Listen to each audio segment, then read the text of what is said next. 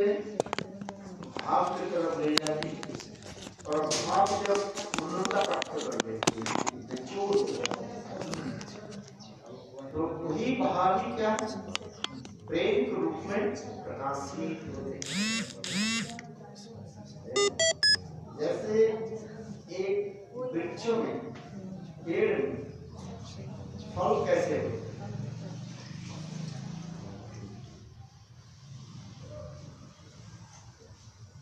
जल के द्वारा वृक्ष जो है जल को शोषण करते हैं पानी को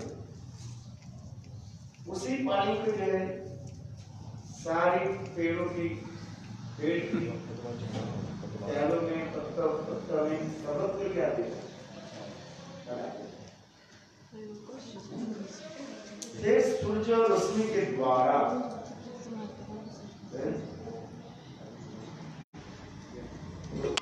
सार वस्तु के ग्रहण करके असार वस्तु के छोड़ देते हैं और उस सार वस्तु के क्या करते हैं फिर पुनः जो है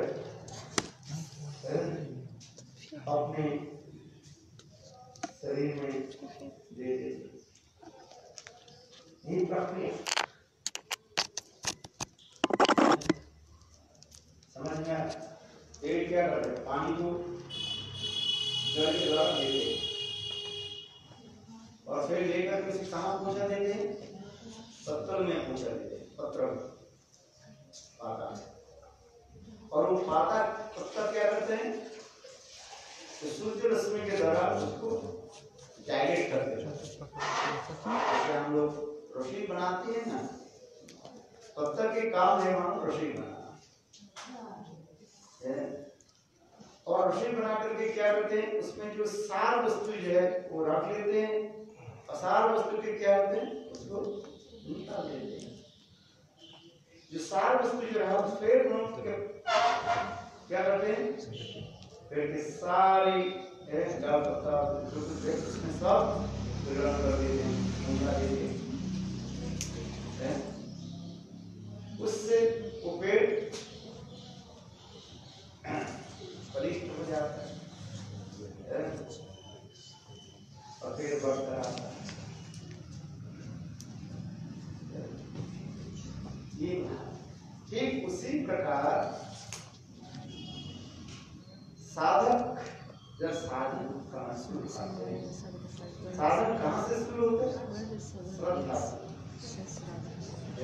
श्रद्धा साधु संग भजन क्रिया अनप्रवृत्ति निष्ठा रुचि ये हमारे साधन जब आसक्ति और जब when the Shakti becomes condensed, this is called Roti. So Shakti means attachment, and Rati means deep attachment.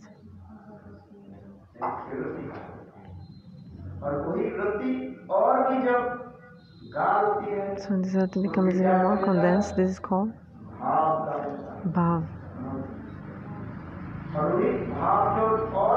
And when this Bhav is even more condensed, this is called Prem.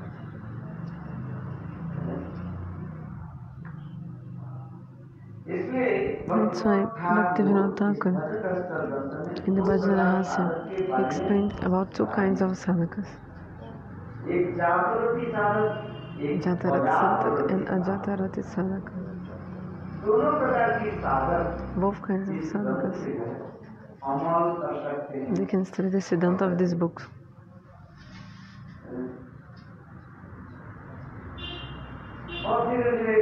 And slowly,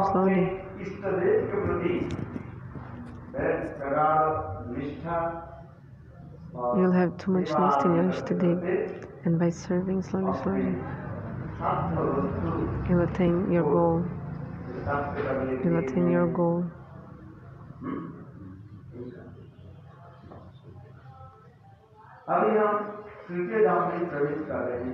So now we are coming to the third jam of Bhajana-rahasya. Third jam. Jam is like the chapters of Bhajana-rahasya. how the sadhaka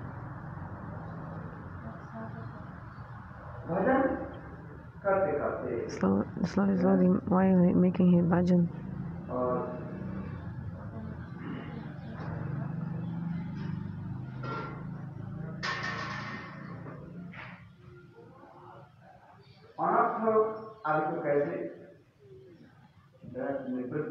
how he can be free from anarthas.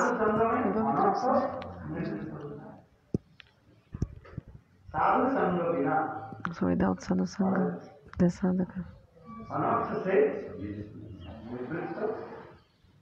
cannot be free from anarthas without sadhu sangha.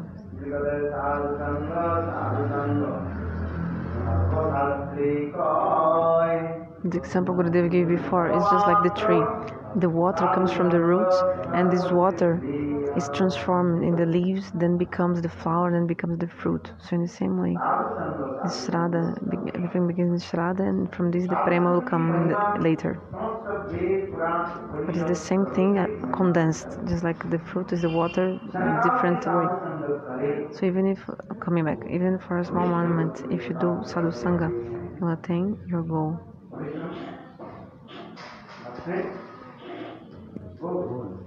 You can attain your goal even if a little bit of sadhu sangha.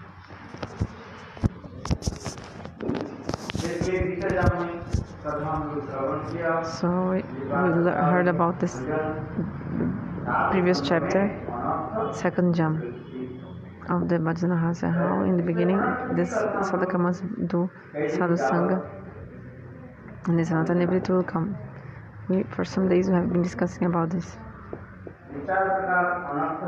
There are 4 kinds of anarthas, you remember? So tell me which one are.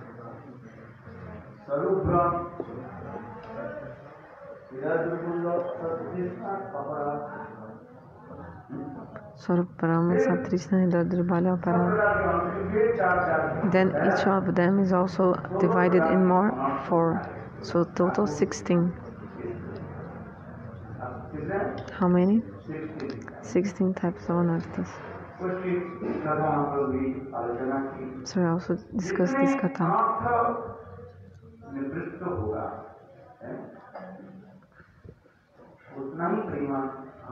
The more you'll be free from anartha, more you'll be able to develop and come towards the Lord. Because when we have so many anarthas, the sadhaka actually cannot do bhajan to the Lord.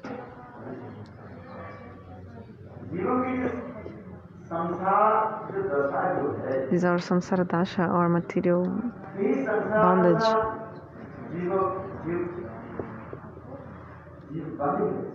We are bonded in this material life, completely tied in the samsara, material world, family.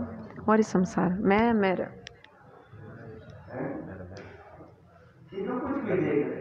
It's like, I'll explain it. So whatever you see, you think I and mine. This is called samsara dasha, material life. My mother, my son, my wife. Everything is mine. I and mine, these conceptions. This is mine and this is yours.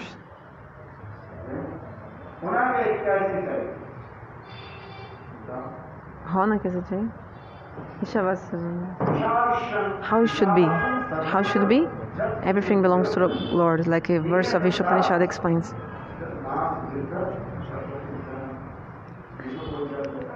Ishopanishad wrote. It's written in Ishopanishad, Ishava Sarvamidam. Whatever you see in this world, everything belongs to Bhagavan actually. Everything belongs to Lord. Nothing is mine.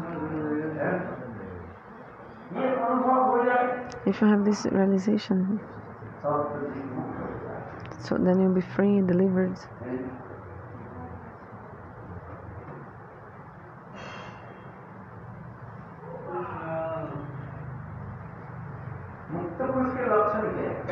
What is the symptom of a Mukta Purush? Iha jasa haredase karmana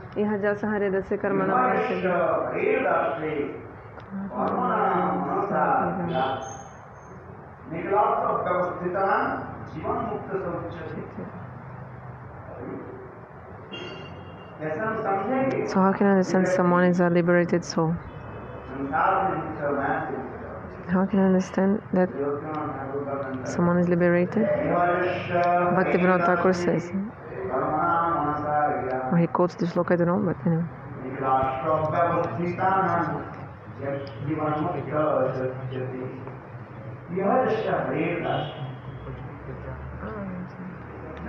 Yeah, just if you think everything in this world belongs to Lord, and I'm the servant of Bhagavan.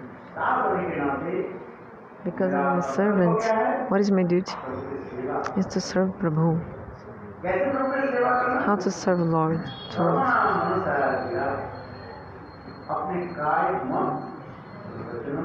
With body, mind and words.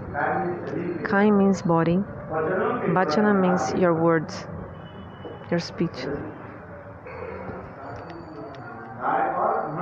And also with your mind. Serve to Lord.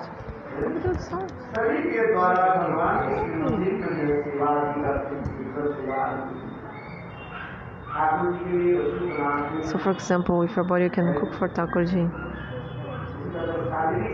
This is called Saririk Seva, service with your body. When you serve with your body, sweep the temple, broom the temple clean. This is also service with your body. Jaru. Yeah, brooming the temple. Cannot hear, Gurudev. Did you sweep or not? You sweep the temple. Serving with your body. Also cooking. Cooking for Guru Vaishnava Bhagavan. It's also Saririk Seva, service with your body. It's service with your mind. If you remember Bhagavad Gita, also chant Gayatri Mantra. This is also service with the mind. And with your tongue, you do Stava Stuti of Bhagavan.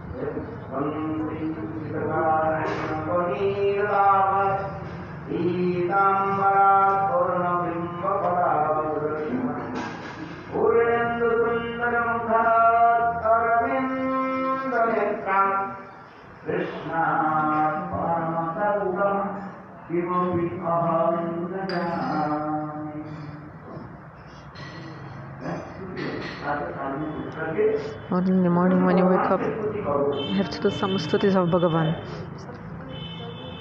Some prayers glorifying Bhagavan, these slokas.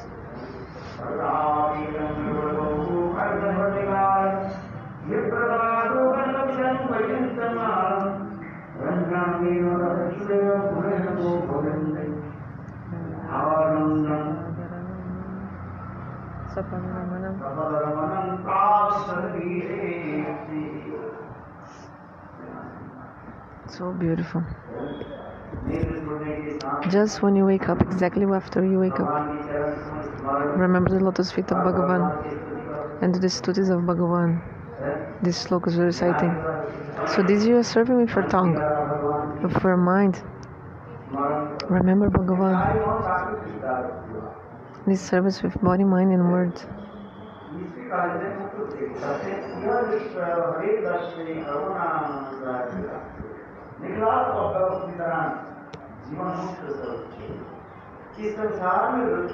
So the liberated soul, although living in this material world, he's a Jivan Mukta Purush, completely liberated soul, although he lives here. He lives in this world, but he's not attached to anything in this world.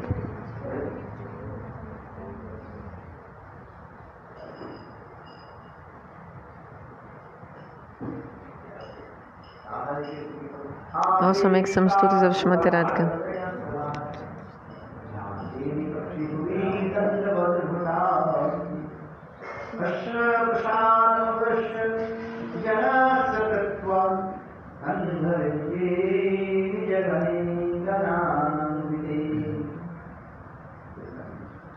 So beautiful.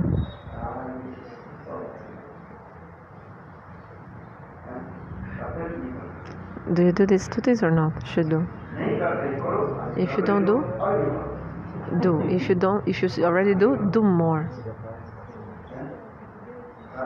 Develop early in the morning, just after you wake up, for 2 minutes. Prabhu quê? Dedo? Give 2 minutes to God after you wake up. Do for 2 minutes some Stava Sutras just after you wake up, like just exactly after you wake up, the same moment. And your heart will be happy. Feel so much bliss. And chant holy names of Prabhu, of Lord.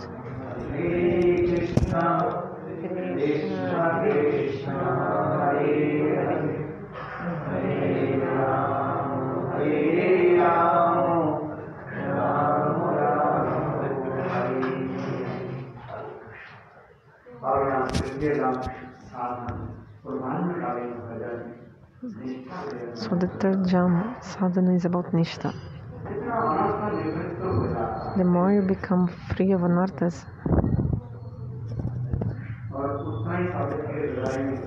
the more in the sadhaka's heart you develop the Nishtha in your heart. Nishtha means steadiness.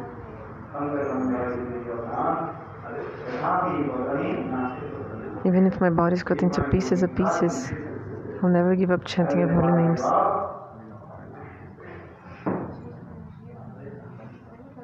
This shloka recited by Haridas Thakur. So having Nama Nishtha, Seva Nishtha, Guru Nishtha, Bhajana Nishtha. Nishtha.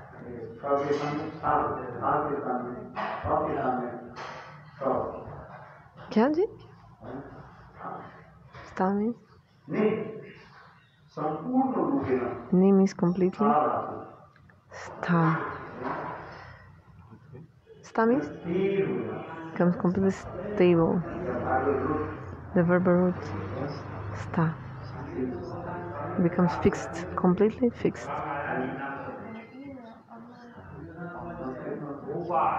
Sanskrit explains.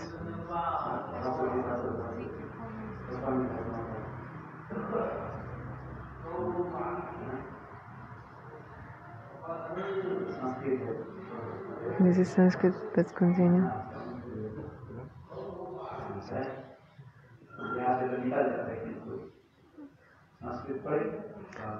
If you study Sanskrit, then you remember all this with full happiness.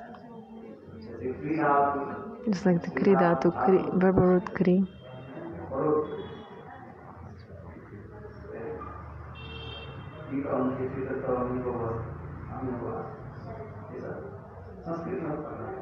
When you study Sanskrit, you study these things and you feel bliss. And things will come automatically in your heart. Spurtis. This Sanskrit maybe you not understand.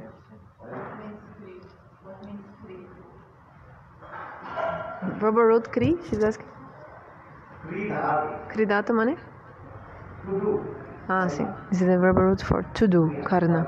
Kriya, karna, all these words come from Kri Dhatu. This verbal root Kri means to do. Okay, so we're talking about Nishtha. Having Nishtha in the bhajan.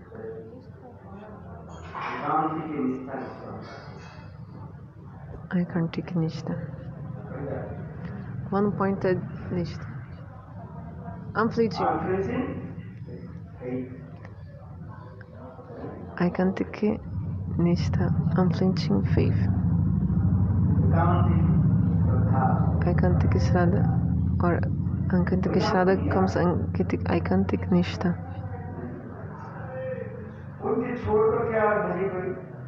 Unflinching faith. Yeah. I don't know anything else other than that. So in this moment the sadhak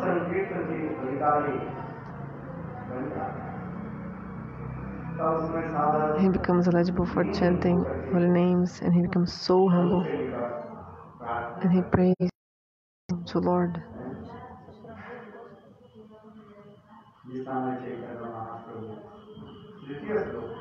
Just like the third shloka of Shikshastakam, Mahaprabhu says,